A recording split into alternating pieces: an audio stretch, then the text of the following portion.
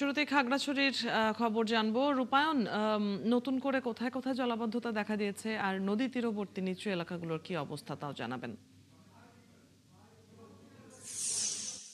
অদিতি, আপনি যেমনটি বলছিলেন, এই যে বিগত 4 দিন ধরে যে বৈরী আবহাওয়া টানা বর্ষণের ফলে খাগড়াছড়ির বিভিন্ন নিম্ন এলাকা প্লাবিত হয়েছে।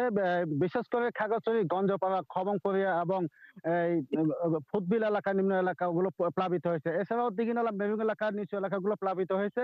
এখনো পর্যন্ত নিচু এলাকাগুলো পানির নিচে।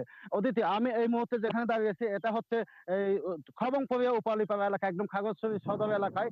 আমি একটু দেখাতে চাচ্ছি এখানে এই যে এই কৃষি জমিগুলো এখনো পানির নিচে তলিয়ে আছে। এইগুলো যদিও বা কোনো এখানে কোনো ক্ষেত বা কোনো ফসল নেই, তবুও